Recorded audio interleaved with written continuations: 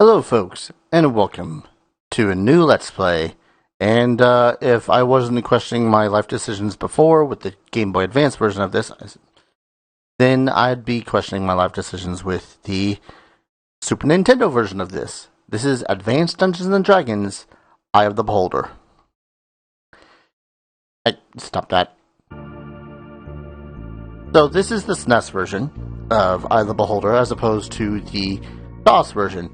I was considering doing the DOS version for some time, but figured that this might be a little bit more entertaining to see me fiddle around with the SNES controller. Now, I could be using the Super Nintendo mouse instead, which effectively makes it more akin to the PC version, which, I'm going to make this as difficult for myself as possible, apparently.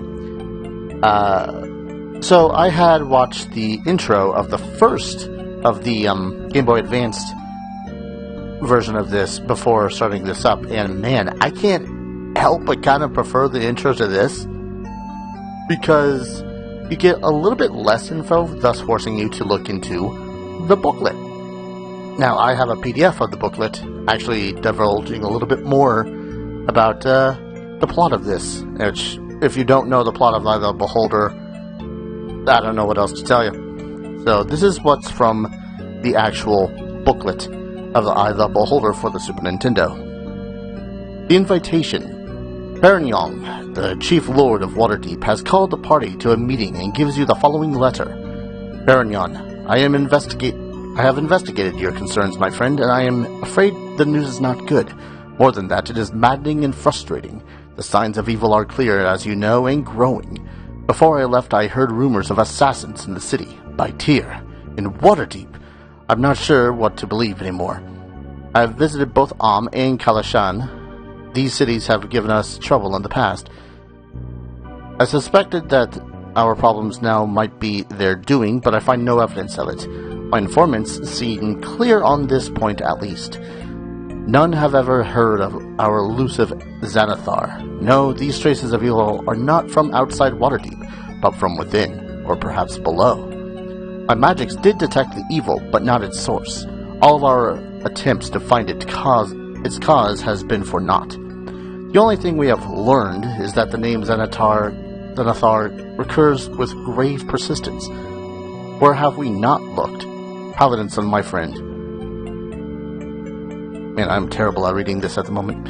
Where is it the City Watch never patrol? Where would you hide from the Watch and the Lords of Waterdeep without leaving the area of the city? I can only think that we are overlooking something under our very noses. I will return to the Council soon. My investigations here are clearly fruitless, but do not wait for me. Hire adventurers, as others have suggested. They may not have our biases. Perhaps a new overlook will help. Your trusted friend, Keldon. As in Kelvin Blackstaff, I believe, which is another prominent D&D figure, but regardless. So, there you have it. We actually have a little bit more information about other characters in the world of Eye of the Beholder than we do just starting off from the Game Boy Advance version. But I'm not here to compare. I mean, I'll probably make a lot of comparisons during this Let's Play. Oh boy. Now, I believe if I hold... Should have sworn there was a button that if I hold, the cursor will move faster. I could be wrong. Well, we will start off by making a new character. Now, if you've been with the channel for a long time, you know who I'm making. If you've not, well, I'm going to make this character a gnome. And, no barbarian here, so we're going to go straight fighter. He's going to be a good old-fashioned neutral good. This is where it gets a little funky because the faces are a little bit special. But that's what you get for 90s RPGs. Let's see.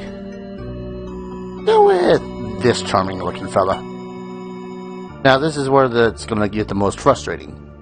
As this is based off of a D&D, what you do is you roll 3d6s down the line. You don't roll 46 drop low, you don't select where the die go. You roll for strength, roll for intelligence, roll for wisdom, roll for dex, roll for con, and roll for charisma, in that order.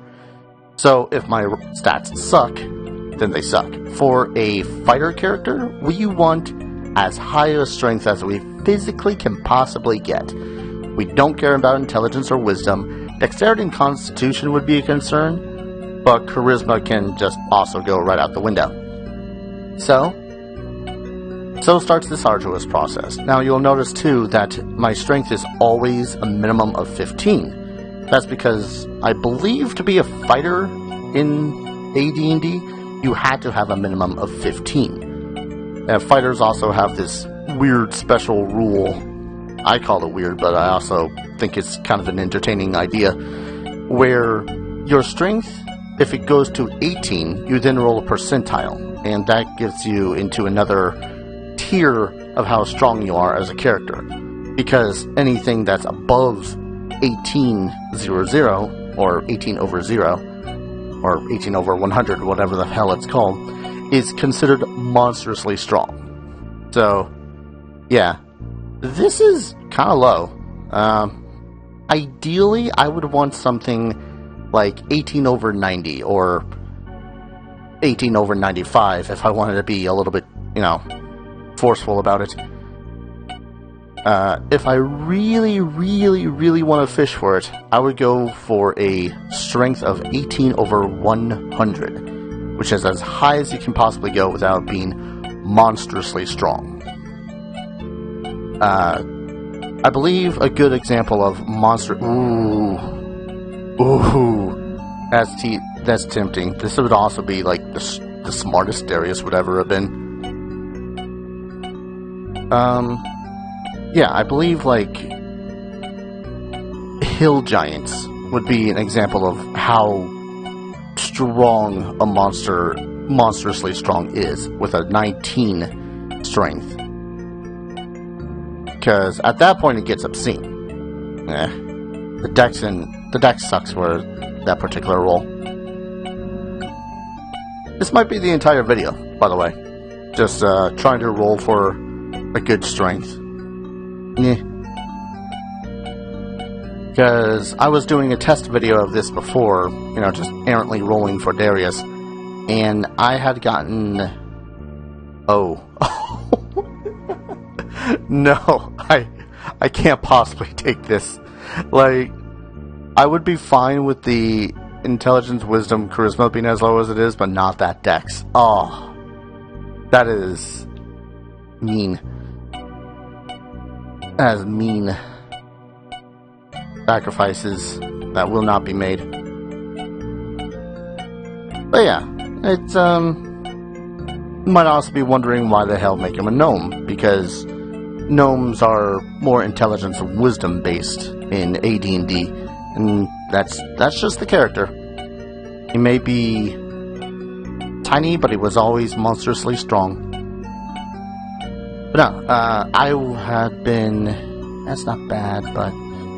I had a test recording of this, and it took me 30 minutes or so to get a strength of just 18 over 90, I want to say.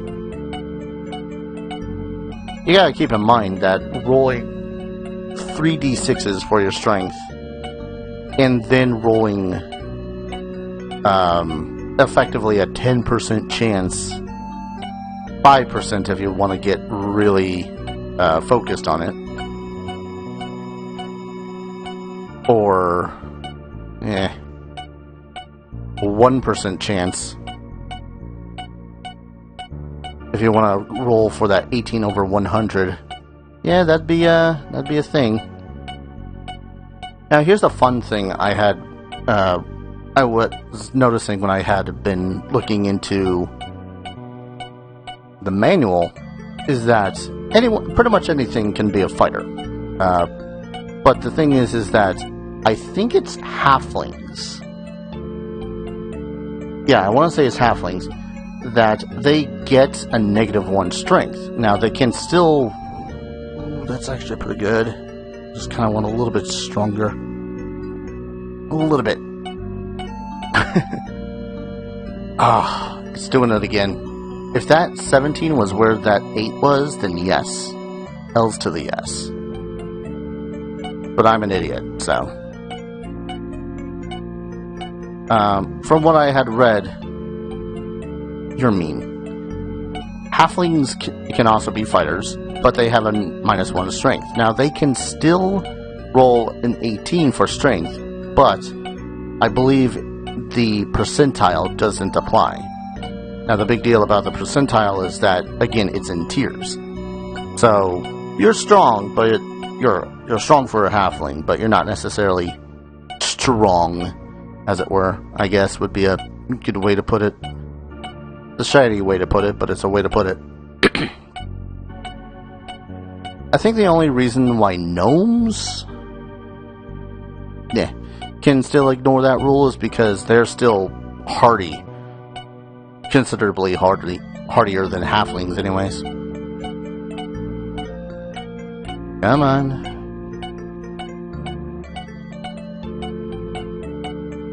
I was dicking around in testing out another D&D game, Menzo Berenszen, a game based in the Underdark, same general rule set. And it took me a whole 10 rolls. 10 rolls to get an 18 over 100. Needless to say, I saved that character and that save file for a future Let's Play. Come on. If this was 3.5, 15 wouldn't be that terrible. It'd be a +2, and you can increase that pretty easily, relatively, anyways. But I don't remember how easy it is to increase one's ability scores when it comes to AD&D. 16. Come on. 18 over 11. I'm going a little bit faster. I gotta slow down, lest I miss something.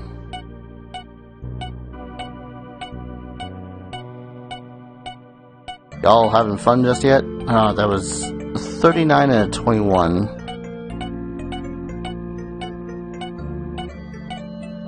$58. And at this point, I'll go for a 75.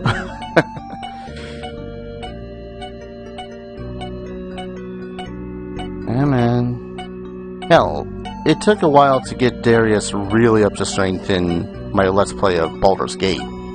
At that point, I believe I had gotten him to a 19 by the end of the game. Which, it's just always hilarious to me to see a character that's actually as strong as, if not stronger than, a hill giant as a 40. What also kind of sucks is that since I selected the Super Nintendo version, there's the slightest delay between my pressing the button and the game actually re-rolling.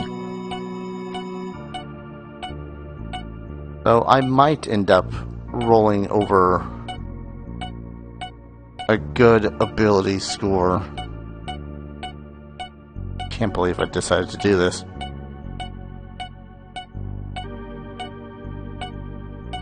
Roll 3d6 in a row. I make good life decisions. Hey, let's get a gnome character up to 18 over whatever. At this point, I honestly am feeling like I should have taken that 18 over 94 with the other really shitty stats. That was a 16.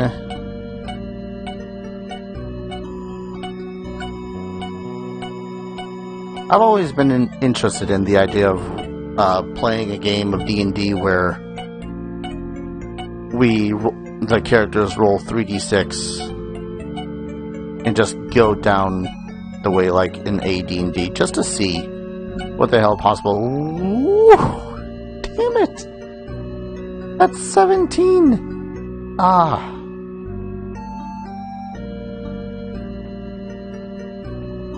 I can't not. I'm taking it. I'm taking it. It's the worst idea because dexterity applies to a lot of different other things, including AC. But I can't not take that. That's no. Alright. So, other characters I'm going to... These are mostly going to be characters that I've played with or have played in the past. And so, yeah, naturally this is going to be... let's make him a paladin. I was... Actually, no. Nah. Well, one second. Fine. Name him X, because we're gonna X him. There we go. We're gonna make him a cleric. Because clerics are pretty damn neat. Yeah, good. Now this guy I want to give kind of the more boyish face. I mean, that one's pretty boyish. Actually, nah, this guy.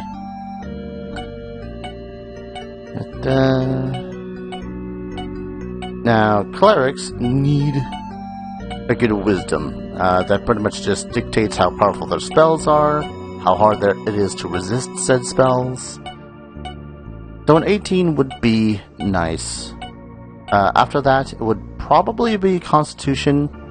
That's not bad. And Strength.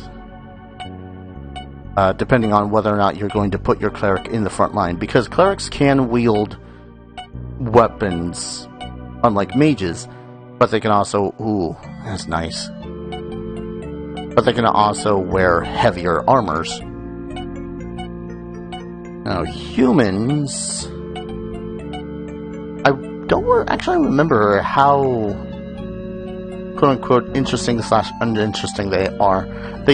They're pretty much the, in AD&D anyways, they can be only one particular class. But they also can pretty much be any class. But they have no bonuses to any ability scores, which make them a little bit on the meh side when it comes to AD&D, where everyone else has at least +1 to dexterity or +1 to constitution, all that fun stuff. Oh, 18 strength.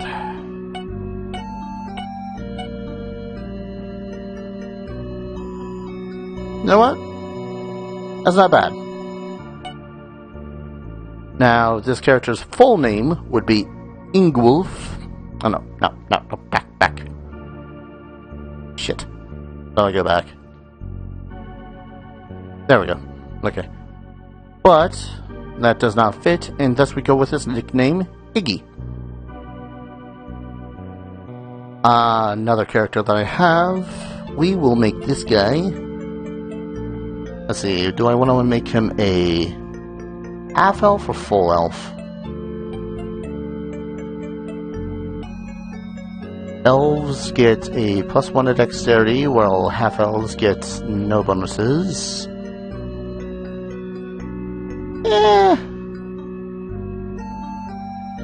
Yeah, go on and make him an elf. An elven mage. Also chaotic good. Excuse me. Not many really good looking elven characters in this, if you ask me, but let's see. We'll go with this guy. Looks a little scraggly. Now, we want a half-decent intelligence. Now, you might also wonder, what is it charisma is for in this game, if wizards are based off of intelligence? Beats me. That's pretty much it. I don't honestly know. I think charisma is purely a social skill in this game. Which makes sense. No, like, spellcasting things from, like, AD&D, or from 3.5 onward anyways.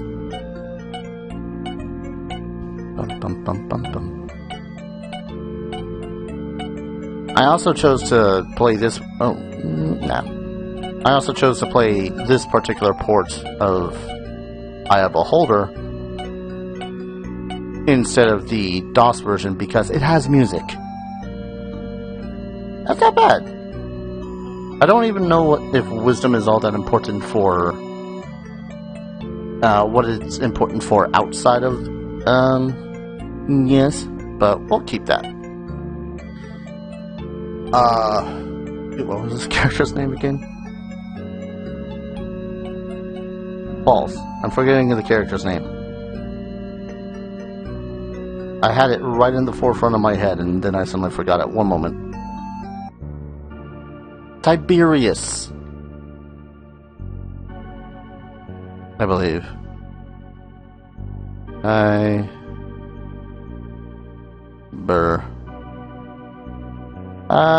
We'll just call him Tiberius for now. Tiber. Actually, wait. Let me double. Don't remember if it is, but I'm going with it. Now, one last character. Now, I did kind of make him more of a battle cleric-y sort of a character with his stats and whatnot, but man, I can't help but always want another frontliner for just in cases. And I'm gonna go something a little bit more appropriate. We're gonna make this character a dwarf.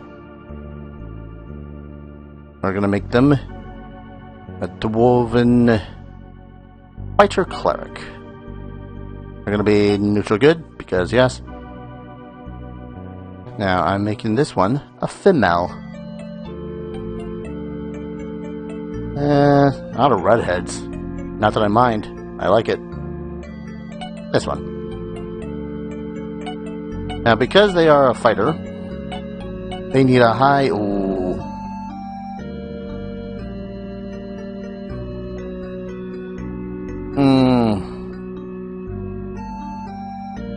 Frick. That's not bad. Again, you need a minimum of 15 to be in any of these classes, pretty much. Oh, that's freaking good. God damn it. I really want another strength of 18 over decent. But I will take I will happily take an 18 over, like, 50. Because we do still want this character to be rather wise. A little bit wiser.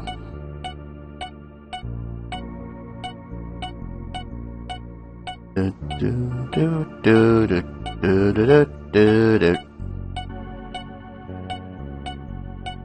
don't even think that anyone's really seen this character of mine, save for like roleplay forums and whatnot that I've had. 18 over 70 with a con of 15 and a wisdom of 15.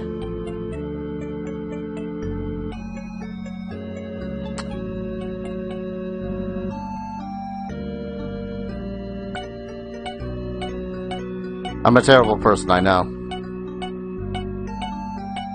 Now, mind you, too, despite the various many times that I've watched other Let's Plays of this, namely Kikoskia, GhostLPs, and more recently my friend MaelLPs, M-A-E-L, who had played the Sega CD version, which has a voice acting, of all things, and cutscenes. Not much of this is retained in my head. That's over 33. So this is... There we go. Just... Yep. This works. That works. And this character would be called Elizabeth Jotunstone, but seeing as we are limited on characters, we're going with Eliza. And when I actually get into the game, I'll swap out Icky and Eliza. Oh boy. So we're going to quickly save before I do anything else. Are you sure you wish to save? Look at it saving. Game saved. That's not as long as I thought it was going to be. Alright. So I just want to double check, like, stats and shit. Exit. Let's see, in order to swap... It's a little bit funky trying to swap and whatnot. Ooh. Come on. That's right, it's that. No, that swaps between the characters. Name? Character. Oh, right, here. Alright. Yeah, not as strong as Darius, but still monstrously strong in her own damn right. And she'll be a little bit extra healing and whatnot, but we do need to partition for spells really quickly. And we want to petition. And we have Eliza, who will prepare Cure Wounds and an Empower. Because why not? Does she have any? Nope. As she is only second level cleric, she only gets first level spells at the moment. Iggy, your light wounds all the way. And Hold Person. Hold Person 8. I don't remember what all these spells do. I want to say... Ah, right. Only the one character to do it, so... We'll do Magic Missile, and Melf's Acid Arrow. That is Melf's, M-E-L-F, because he is a male elf. Yes, that is how he named his character. And we're going to save once more, just in cases. Alright. Well, also, we're going to go ahead and call an episode here. Yep. It's going to be one of those kind of games where we make a character and then we figure out what the hell we wanted to do. And, oh, I gotta rest the party anyways. There. Everyone's all prepared. So, thank you everyone so very much for watching the introductory episode to Eye of the Beholder for the Super Nintendo. Once again, this is a terrible idea. Just play the DOS version. Don't be like me. Play the DOS version. I hope you guys are going to enjoy this journey as much as I am. And thank you everyone so very much for watching. Hope to see you guys in the next video. Take care. Cheers.